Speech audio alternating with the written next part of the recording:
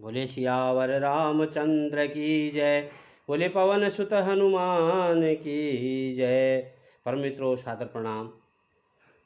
हमने जो है आज एकादशी का दिन है और हमने 760 पेज में रामचंद्र जी ने अपनी वानर सेना के साथ किस प्रकार से लंका में प्रवेश करने की योजना बनाई वो देखा।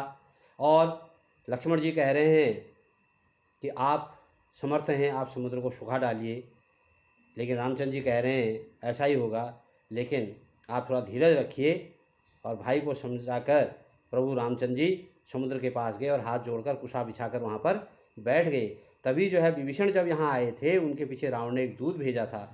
सकल चरित तिन देखे, धरे कपट कपि दे, प्रभु गुण हृदय सरारहीं, शरणागत पर ने। कपट से बानर का शरीर धारण कर उन्होंने सब लीलाएं देखी। वे अपने हृदय में प्रभु के गुणों की और शरणागत उनके स्नेह की सराहना करने लगे। आगे हम 761 पेज में अध्ययन करेंगे, श्रवण मनन करेंगे। प्रकट बखा नहीं राम सुभाऊ, अतिश प्रेम गा बिसरि दुराऊ, रिपु के दूत कपिन तब जाने, सकल बांधि कपीस पहियाने। फिर वे प्रकट रूप में भी अत्यंत प्रेम के साथ श्री राम जी के स्वभाव की बड़ाई करने लगे। उन्हें दुराव कपट भेष भूल गया। तब वानरों ने जाना कि ये शत्रु के दूत हैं और वे उन सबको बांध कर सुग्रीव के पास ले आए हैं। कह सुग्रीव सुनहु सब बानर, अंग भंग करि पठेहु निशिचर। सुनि सुग्रीव वचन कपिधाये, बाँधि कटक चहुँ पास फिराए। सुग्रीव ने कहा, सब बानरों सुनो, राक्षसों के अंग भंग करके इनको भेज दो। सुग्रीव के वचन सुनकर बानर दौड़े। दूतों को बांध कर उन्होंने सेना के चारों ओर घुमाया। बहु प्रकार मारन कपि लागे, दीन पुकारत तभी न त्यागे। जो हमार हर नासा काना, तेई कौशलाधीश कह आना। बानर उन्हें बहुत तरह से मारने लगे। वे दीन होकर पुकारते थे, फिर भी बानरों ने उन्हें नहीं छोड़ा। तब दूतों ने पुकार कर कहा, जो हमारे नाक कान काटेगा उसे कौशलाधीश श्री राम जी की सौगंध है। वो डर गए कि कहीं सुपनका की तरह हमारा भी नाक न काट दिया जाए।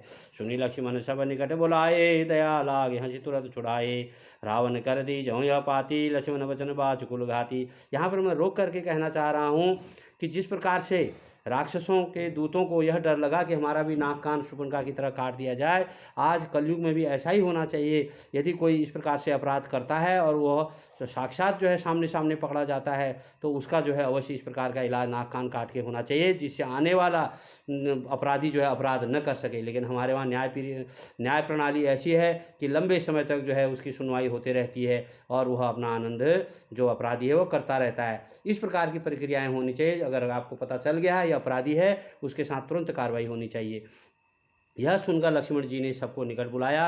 उन्हें बड़ी दया लगी। इससे हंसकर उन्होंने राक्षसों को तुरंत ही छुड़ा दिया और उनसे कहा, रावण के हाथ में यह चिट्ठी देना और कहना, ये कुल घातक लक्ष्मण के शब्दों का अपना संदेश समझना।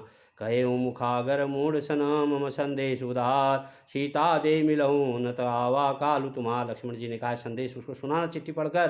फिर उस मूर्ख से जवानी, यह मेरा उदार कृपा से भरा हुआ संदेश कहना कि सीता जी को देकर उनसे श्री राम जी से मिलो, नहीं तो तुम्हारा काल अब आ गया है, यह निश्चित समझो। तुरत नाय लक्ष्मण पद माथा, चले दूत बर नद गुण गाथा। कहत राम जसु लंका आए, रावण चरण शेष तिन नाये। लक्ष्मण जी के चरणों में मस्तक होकर नवाकर श्री राम जी के गुणों की कथा वर्णन करते हुए दूत तुरंत ही चल दिए। श्री राम जी का यश कहते हुए लंका में आए और उन्होंने रावण के चरणों में सिर नवाया और कहा, बिहसी दशानन पूछी बाता, कहसी न सुख आपने कुशलाता। उन्हीं कहूँ खबर विभीषण केरी, जाय मृत्यु आयति नेरी। दशमुख रावण ने हंसकर बात पूछी, अरे सुख, अपनी कुशल क्यों नहीं कहता। फिर उस विभीषण का समाचार सुना। मृत्यु जिसके अत्यंत निकट आ गई है, जो जाकर के राम से मिल गया है। करत राज लंका सठ त्यागी, हो यही जब कर कीट अभागी। उन्हीं कहूँ बालु की कटकाई, कठिन काल पे चली आई। मूर्ख ने राज्य करते हुए लंका को त्याग दिया, अभागा अब कीड़ा घुन बनेगा। जौ के साथ जैसे घुन पिस जाता है, वैसे ही नर बानरों के साथ वह विभीषण भाई मारा जाएगा। फिर भालू और बानरों की सेना का हाल कह, जो कठिन काल की प्रेरणा से यहाँ चली आई है। जिनके जीवन कर रखवारा, भयो मृदुल चित सिंधु विचारा। बहुत अवश्य कहे बात बहोरी, जिनके हृदयता सती मोरी। और जिनके जीवन का रक्षक कोमल चित वाला बेचारा समुद्र बन गया है। अर्थात उनके और राक्षसों के बीच में यदि समुद्र न होता तो अब तक राक्षस उन्हें मारकर खा गए होते। फिर उन तपस्वियों की बात बता, जिनके हृदय में मेरा बड़ा डर है।